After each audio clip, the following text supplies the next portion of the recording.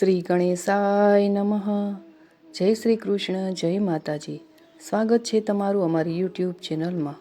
મિત્રો, આજના વિડીયોમાં આપણે જોઈશું ઉત્પત્તિ એકાદશીની વ્રત કથા તથા તેનું મહાત્મ્ય વિશે.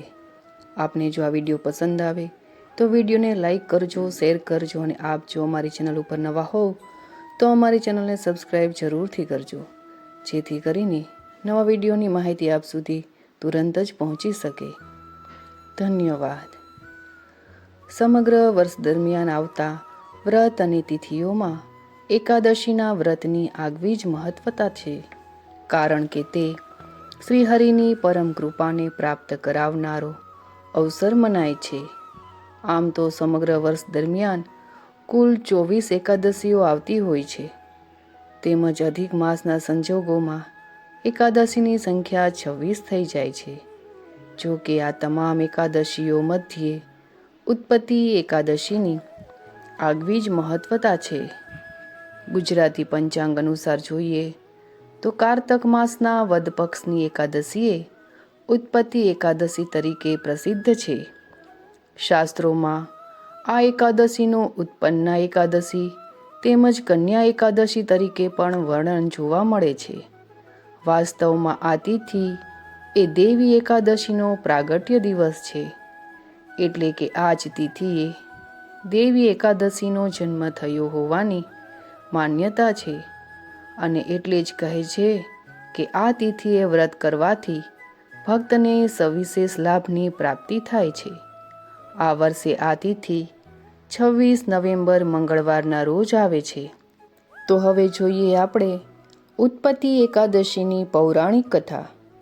ભગવાન યુધિષ્ઠિરને ઉત્પત્તિ એકાદશીના ફળ વિશે જણાવે છે કે તેમાં તેઓ કહે છે કે હજારો યજ્ઞો કરવાથી મળે તેનાથી પણ વધારે ફળ આ એકાદશી કરવાથી મળે છે.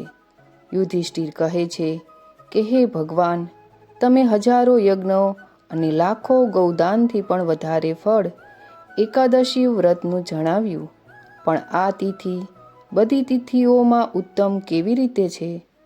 ભગવાન કહે છે કે હે યુધિષ્ઠિર, સતયુગમાં મૂર નામનો દૈત્ય ઉત્પન્ન થયો.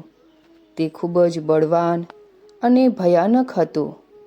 તે દૈત્યે ઇન્દ્ર, આદિત્ય, વસુ, વાયુ, અગ્નિ વગેરે દેવતાઓને પરાજિત કર્યા હતા. તેથી ઇન્દ્ર સહિત બધા જ દેવતાઓ ભયભીત થઈને ભગવાન શિવ પાસે જઈને બધો જ વૃત્તાંત કહે છે કે હે કૈલાશપતિ, મૂર દૈત્યથી ભયભીત થઈને બધા જ દેવતા સ્વર્ગ છોડીને મૃત્યુલોકમાં ફરી રહ્યા છે. ત્યારે ભગવાન શિવે કહ્યું, હે દેવતાઓ, ત્રણેય લોકોના સ્વામી અને ભક્તોના દુઃખોનો નાશ કરનારા ભગવાન વિષ્ણુના શરણમાં જાઓ. તેઓ જ તમારા દુઃખોને દૂર કરી શકે છે.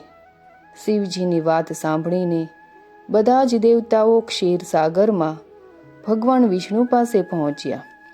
ત્યાં ભગવાનને શયન કરતા જોઈને બધા હાથ જોડીને તેમની સ્તુતિ કરવા લાગ્યા. હે પ્રભુ, તમને વારંવાર નમસ્કાર છે. દેવતાઓની રક્ષા કરનારા મધુસૂદન, આપને નમસ્કાર છે. તમે અમારી રક્ષા કરો. દૈત્યથી ભયભીત થઈને અમે બધા તમારા શરણમાં આવ્યા છીએ. તમે જ આ સંસારના કર્તા, માતા પિતા, ઉત્પત્તિ અને પાલન કરતા તથા સંહાર કરનારા છો. બધાને શાંતિ પ્રદાન કરનારા આપ છો. આકાશ અને પાતાળ પણ આપ જ છો. પિતામહ બ્રહ્મા, સૂર્ય, ચંદ્ર, અગ્નિ, સામગ્રી, હોમ, આહુતિ, મંત્ર, તંત્ર, જપ, યજમાન, યજ્ઞ, કર્મ કરતા, ભોક્ત પણ તમે જ છો. તમે સર્વવ્યાપક છો. તમારા સિવાય ત્રણેય લોકોમાં ચલ અચલ કંઈ પણ નથી. હે ભગવાન, દૈત્યોએ અમારા પર જીત મેળવીને સ્વર્ગથી ભ્રષ્ટ કરી દીધા છે, અને તમે બધા જ દેવતા આમ તેમ ભાગતા ફરતા રહે છે. આપ તે દૈત્યથી અમારી રક્ષા કરો. ઇન્દ્રના આવા વચન સાંભળીને ભગવાન વિષ્ણુ કહેવા લાગ્યા કે હે ઇન્દ્ર, આવો માયાવી દૈત્ય કોણ છે કે જેણે બધા જ દેવતાઓ પર જીત મેળવી લીધી છે? તેનું નામ શું છે? તેનામાં કેટલું બળ છે અને તેનો આશ્રય તથા સ્થાન ક્યાં છે? તે બધું મને જણાવો. ભગવાનના આવા વચન સાંભળીને ઇન્દ્ર બોલ્યા, ભગવાન, પ્રાચીન સમયમાં એક નાડી જંગ નામનો રાક્ષસ હતો. તેને મહાપરાક્રમી મૂર નામનો એક પુત્ર થયો. તેની ચંદ્રાવતી નામની નગરી છે. તેણે બધા જ દેવતાઓ પર જીત મેળવીને સ્વર્ગ પર પોતાનું આધિપત્ય જમાવી દીધું છે.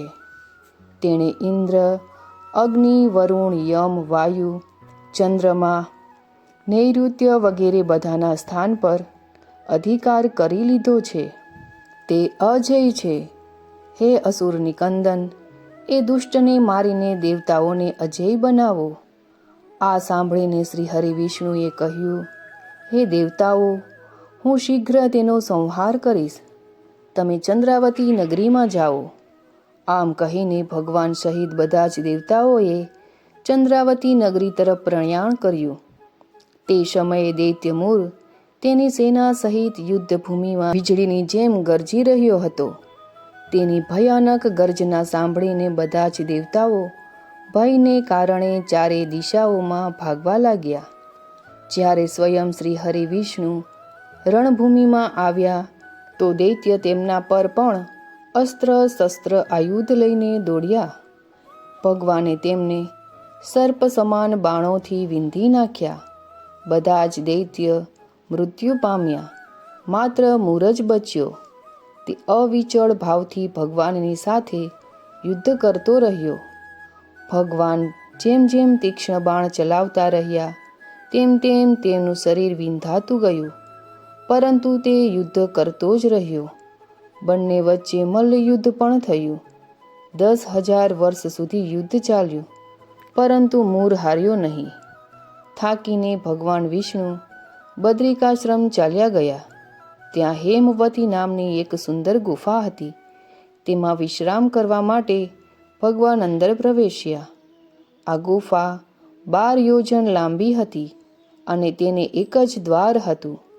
શ્રી હરિ વિષ્ણુ ત્યાં યોગ નિંદ્રામાં ચાલ્યા ગયા.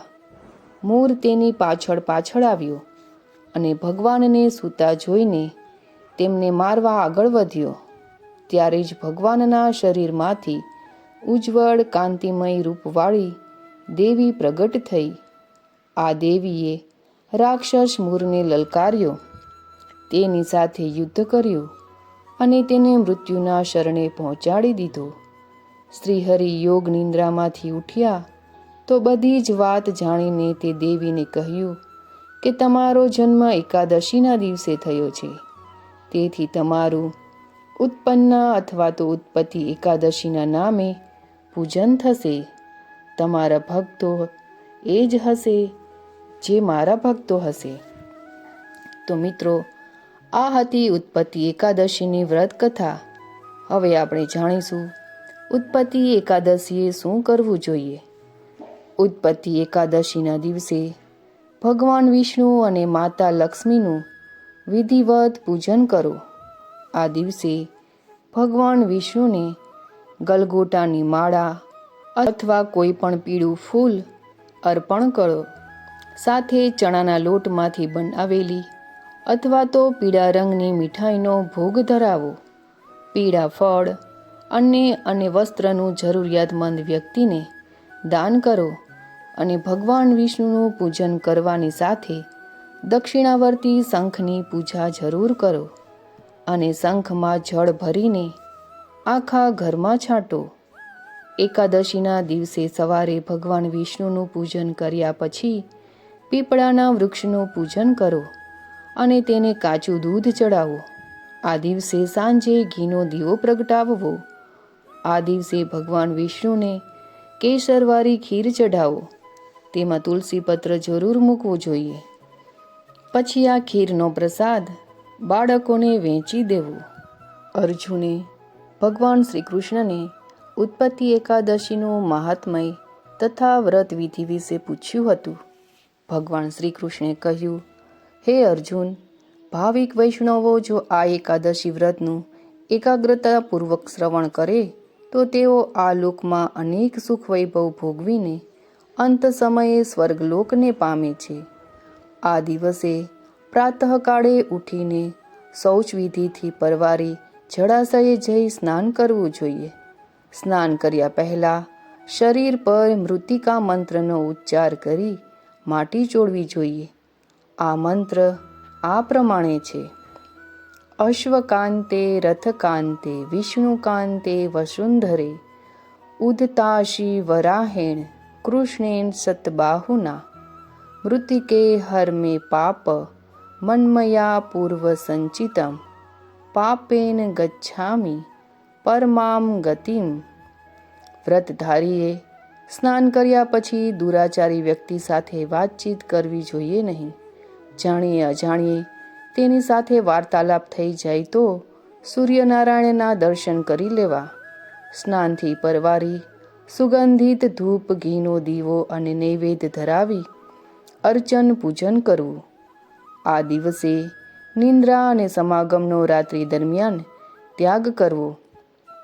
ભજન કીર્તન અને સત્સંગ વગેરે શુભ કાર્યોમાં રાત પસાર કરવી. વૈષ્ણવો માટે બંને એકાદશીઓ શુદ્ધ અને વધની સમાન હોય, કોઈ ભેદ ન માનવો. ઉત્પત્તિ એકાદશીનું વ્રત કરવાથી શંખોદ્વાર તીર્થમાં સ્નાન અને દર્શન કરવાથી જે પુણ્ય પ્રાપ્તિ થાય છે તેનાથી 16 ગણું વધારે પુણ્ય મળે છે. દાન દક્ષિણા આપવાથી, કુરુક્ષેત્રમાં સ્નાન કરવાથી જે પુણ્ય પ્રાપ્ત થાય છે તેનાથી 16 ગણું પુણ્ય વ્રતીને મળે છે. અન્નદાન કરવાથી સ્વર્ગમાં પિતૃઓને એક પ્રકારની તૃપ્તિ મળે છે. જો આપીએ ટુકડો તો ભગવાન આવે ઢુકડો. આમ અન્નદાનનો મહિમા અવર્ણનીય છે. એકટાણું કરનારને નિર્જળા વ્રત કરતાં અડધું પુણ્ય મળે છે. આ વ્રત કરનારને દાન, તપ, યજ્ઞ વગેરેનું ફળ પ્રાપ્ત થાય છે. વ્રતીએ અન્નને વર્જ્ય ગણવું. આ એકાદશીનું ફળ સહસ્ત્ર યજ્ઞો કરતાં પણ વધારે છે. હે અર્જુન, એકાદશીની ઉત્પત્તિ કથા તો મેં તને કહી સંભળાવી છે. આ વ્રતનું ફળ અન્ય તીર્થોના ફળથી પણ વધારે છે. સર્વ વ્રતોમાં ફળ કરતાં ઉત્પત્તિ એકાદશીનું ફળ સર્વશ્રેષ્ઠ છે. જે મનુષ્ય આ વ્રત કરે છે તેમના શત્રુઓનો હું સંહાર કરું છું અને એ પ્રકારે પણ હું તેમનો ઉદ્ધાર કરું છું. આ એકાદશીનું મહાત્મયનું જે વાંચન કે શ્રવણ કરે છે તેને અશ્વમેઘ યજ્ઞનું ફળ મળે છે. તેના પાપો નષ્ટ થાય છે. ઉત્પત્તિ એકાદશીના વ્રત જેવું અન્ય કોઈ અનુપમ વ્રત નથી. ઉત્પત્તિ એટલે ઉત્પન્ન થવું કે નિર્માણ થવું. તે કહેવાનું તાત્પર્ય એ છે કે આજે વિષ્ણુ ભગવાને દાનવોનો નાશ કરવા અને દેવો તથા ભાવિકોનું ભલું કરવા એક સ્ત્રી શક્તિની ઉત્પત્તિ કરી અને તેનું નામ એકાદશી રાખ્યું હતું. આ દિવ્ય શક્તિએ સૌનું રક્ષણ કર્યું હતું. તો મિત્રો, આજના આ વિડીયોમાં આપણે જોયું ઉત્પત્તિ એકાદશીની વ્રત કથા તથા આ દિવસે શું કરવું જોઈએ તેની પૂજન વિધિ વિશે. આપને આ વિડીયો કેવો લાગ્યો તે અમને કમેન્ટ બોક્સમાં અવશ્ય જણાવશો. ત્યાં સુધી મને રજા આપશો. ફરી મળીશું એક નવા વિડીયોની સાથે. અને હા, કમેન્ટ બોક્સમાં ઓમ નમો ભગવતે વાસુદેવાય લખવાનું ભૂલતા નહીં. આપ સૌને મારા જય શ્રી કૃષ્ણ.